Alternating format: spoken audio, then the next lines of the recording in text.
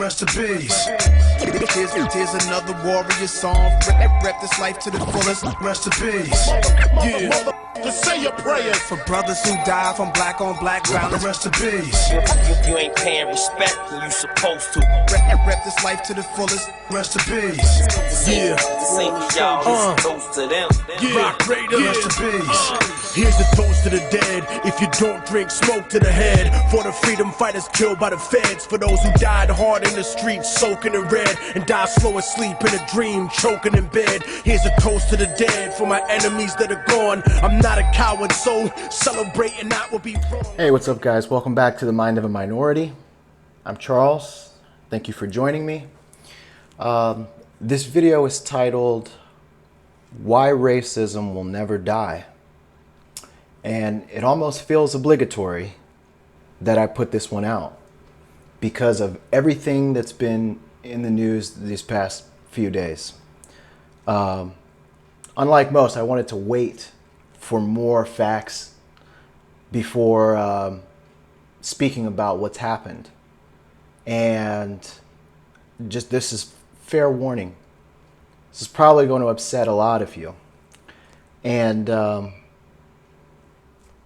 I'm not sorry, but I hope that it helps you to think about things differently, because we really need to start doing that.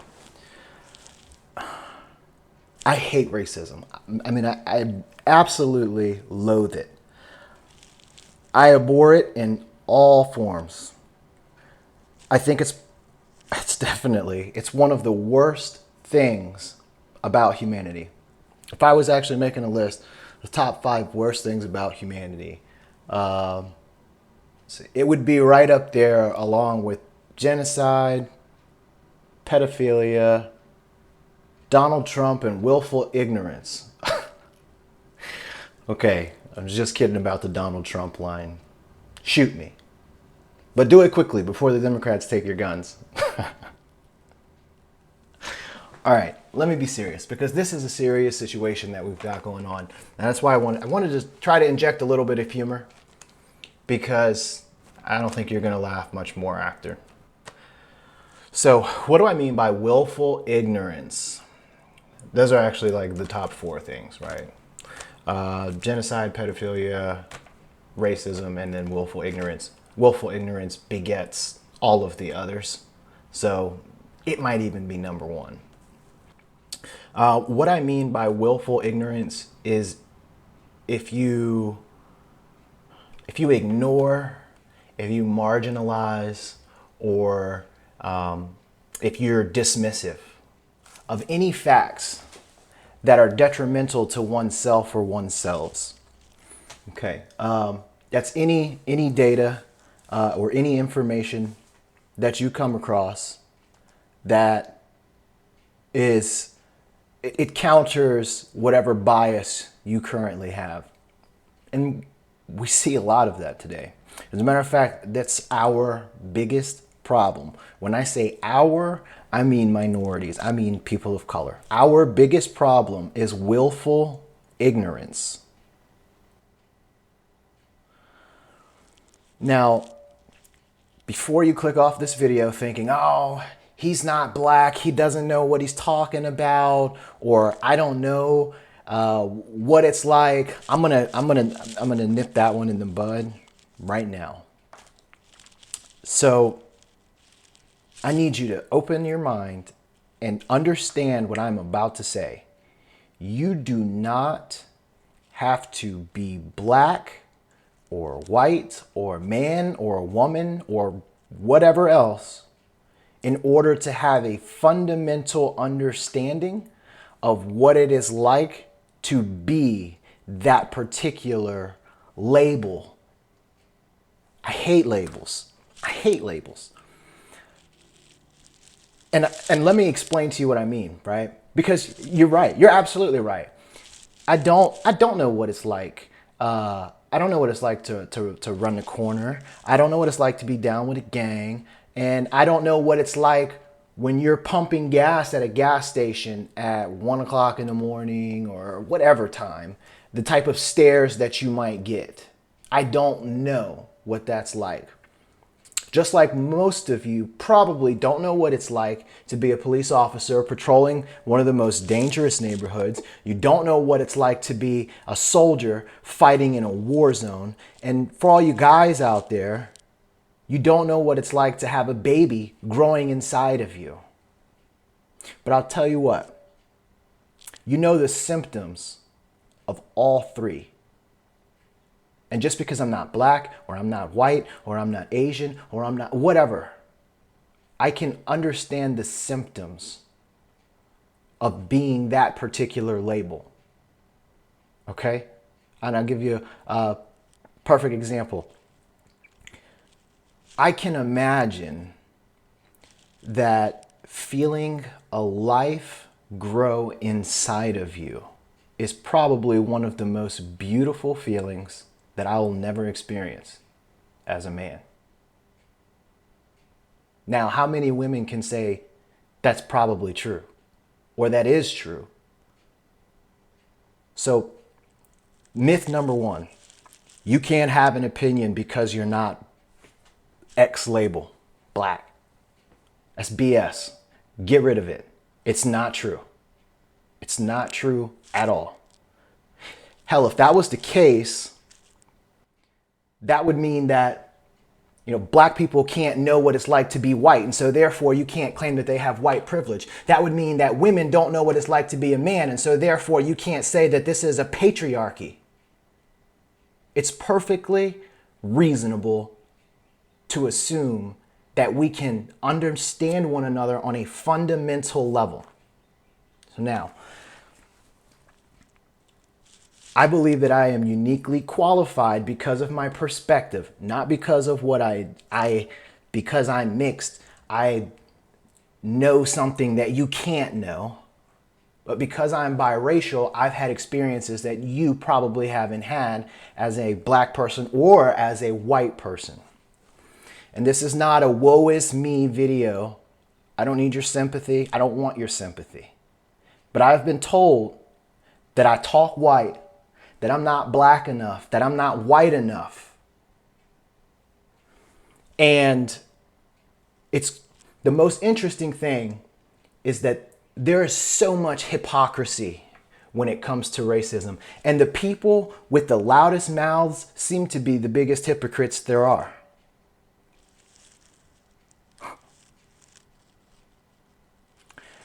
Sometimes I wonder, could the reason that racism will never die be the fact that we insist on breathing life into it?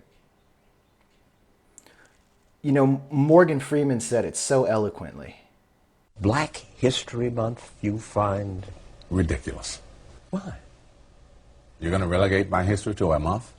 Oh, come on. What do you do with yours? Which month is White History Month? Well, come on, tell me. Well, I'm Jewish. Okay, which month is Jewish History Month? There isn't one. Oh, why not? Yeah. You want one? No. I don't either. I don't want a Black History Month. Black history is American history. How are we going to get rid of racism until... Stop talking about it. I'm going to stop calling you a white man. Yeah. And I'm going to ask you to stop calling me a black man. I know you as Mike Wallace. You know me as Morgan Freeman. Stop talking about it. I'm going to expand on this concept later, but let me ask, what good does it do to comment, to go on a rant, to post, share, tweet, retweet, all of these negative, emotional outbursts about someone, somewhere, who did something that you think is racist. You think it's racist. I got into a pretty big argument over the difference between what you think you know and what you can prove. So, what do you think it accomplishes by doing that? By taking to social media and immediately jumping on the woe is me bandwagon? I'll tell you what it accomplishes.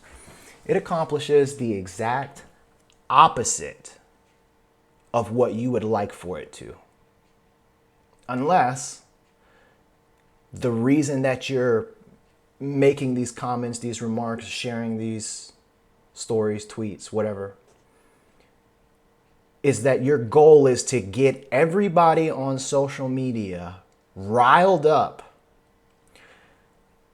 so that you can breed more hatred by having people start looking for something that isn't even there.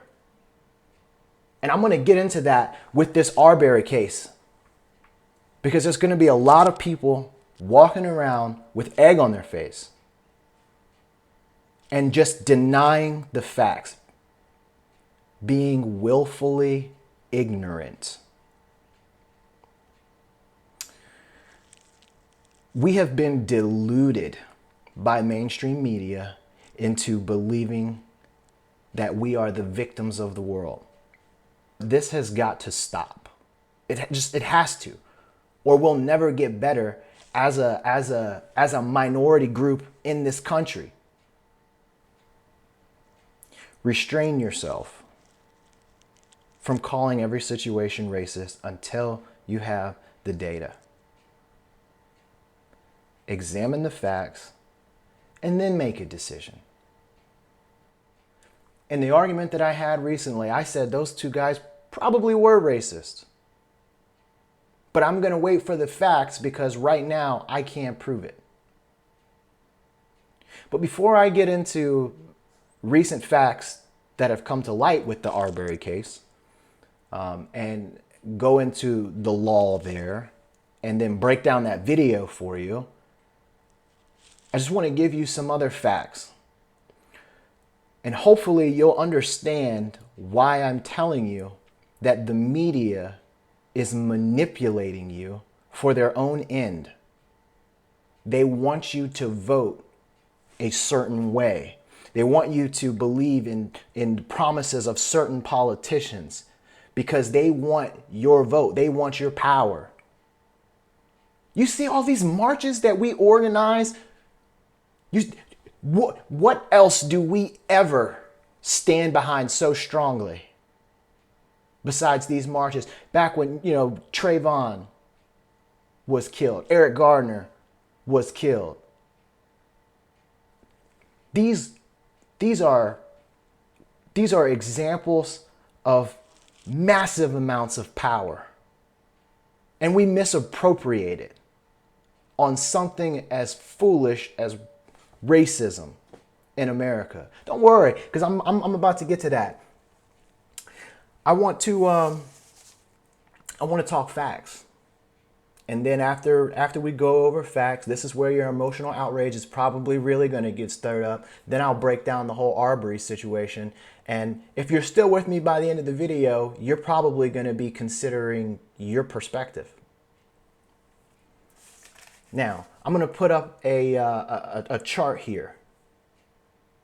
This is murder rates. This is single victim, single offender murders in 2018. Right here, you can see that 2,925 black men were murdered by one assailant. 234 black men were murdered by whites out of that 2,925. It's terrible. It is. But look here. 514 white men or women murdered by black men or women out of 3,315. We kill white people at twice the rate they kill black people. 2,600 out of that 2,925 deaths were from black on black violence.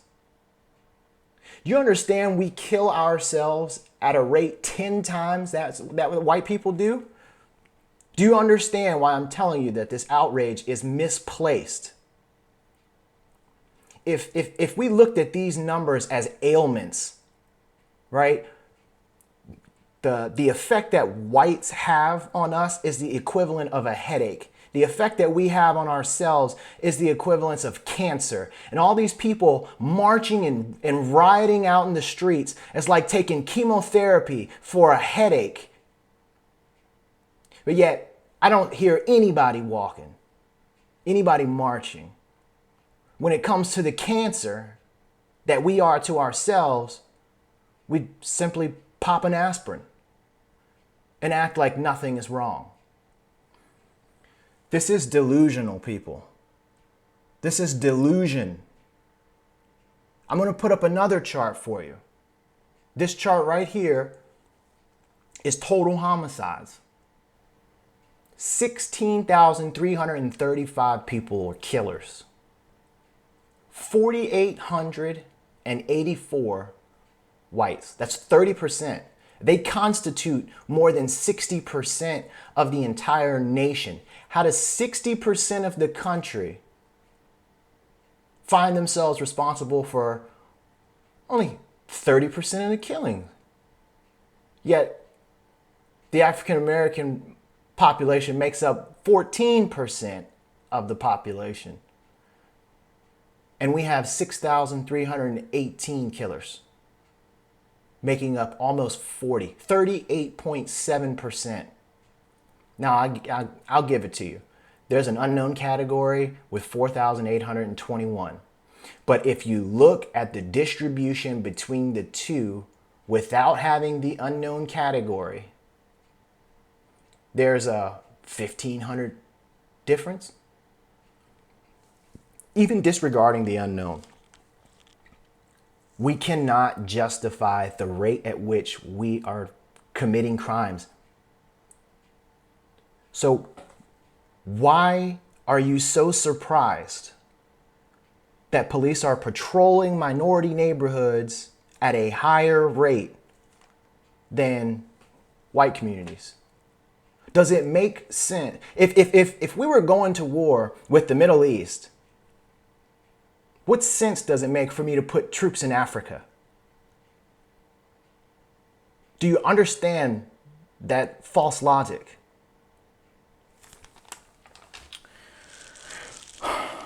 What you are doing is taking attention away from crimes with real racial prejudice.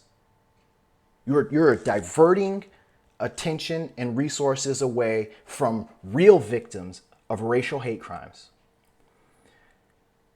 And so every single time you cry wolf, what it does is it makes the other populations, the other ethnic groups, think, well, geez, these guys, I guess they expect they should be able to do whatever they want without any repercussions. Come on. Please do me a favor. Do yourselves a favor. Don't even do it for me. Forget me. Do yourselves a favor. Wait for the facts. When something like this happens, stop choosing sides and choose the facts. So, the media has an agenda here. They do. They see your power. They see you out there marching in the streets, rioting, looting, all of that. They look, the state knows how powerful we are as a people. And so what do? They give you they feed you a story in little bits and pieces that present a totally different picture from reality. And then they have you fighting not an invisible enemy. Then they have you fighting a false enemy. They have you fighting something that doesn't even exist. If we exercised of the manpower and resources that we waste on racism in this country, we could have such a more profound impact on our communities. But that's not, that's not what we're doing. We're being literally tricked into thinking that we're victims and we're powerful people.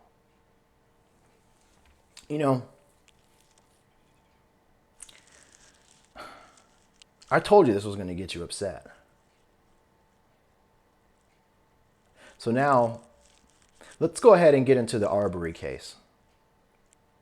Because all of this public outrage is probably going to be the reason that these two men will most likely walk for taking his life.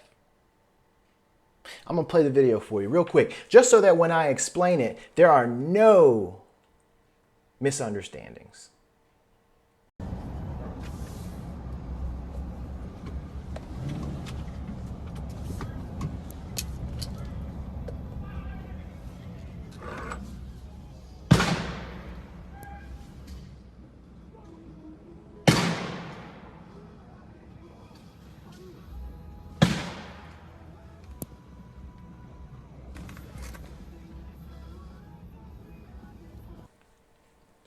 All right, so first of all, there's no unequivocal evidence that Ahmaud Arbery was just jogging through the neighborhood. The only evidence that we have that he was jogging through the neighborhood is, it would be anybody's superstar witness if the police went to the mom and said, hey, what's your son or daughter doing? What were they doing when this happened? Oh, I know what my mom would say. And I know what 99% of your mothers out there would say. Oh, he wasn't doing anything wrong. He was just going out for a daily jog. It's not that she's necessarily lying, but it's not something that if I was looking for the truth, I would hang my hat on. That's for sure. Especially when more videos now are surfacing showing Arbery walking through the neighborhood. So we've got footage of him walking. He gets up to this dwelling that they're doing construction on. He goes inside. But before he does that, he checks around him to see if anybody's watching. Briskly runs inside, looks around. And we only have 7 seconds of this footage.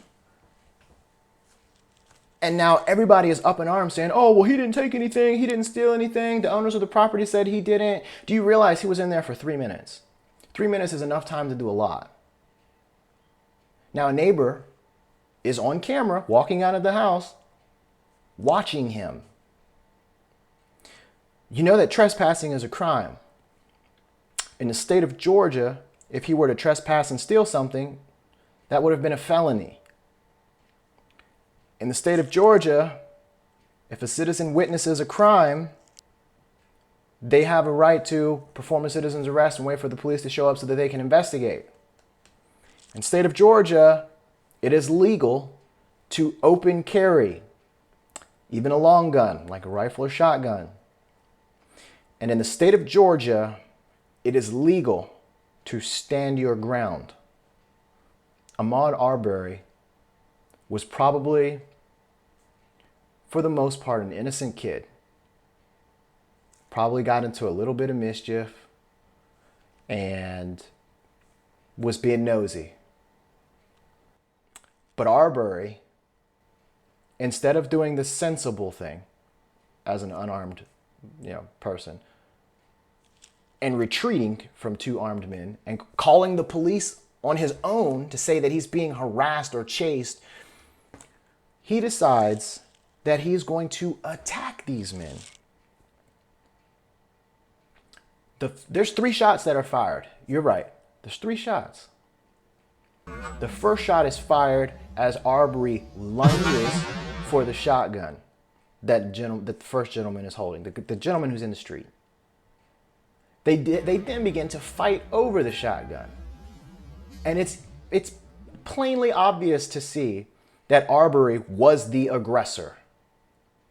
They instigated it, but he was the first one to get physical when he ran around that truck and he grabbed for that gun. So now they're struggling for the firearm. Arbery is seen hitting Mr. McMichael, or whatever his name is, with a right hook in the side of the head. He's assaulting him. He's fighting him. So at this point in time, if you were holding a gun and somebody came up to take it from you, what do? You give them the gun? No, you don't give them the gun. You execute them. Strong choice of words, I know.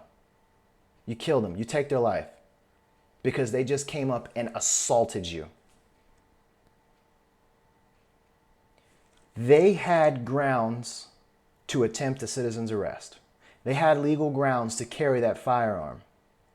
And when Arbery tried to grab that gun and kept hitting the son, well, they had grounds to kill him. He wasn't shot 2 or 3 times. He was shot once. And the final shot that killed him was the last shot you see where he's now, after he's been shot, now he wants to try to run away.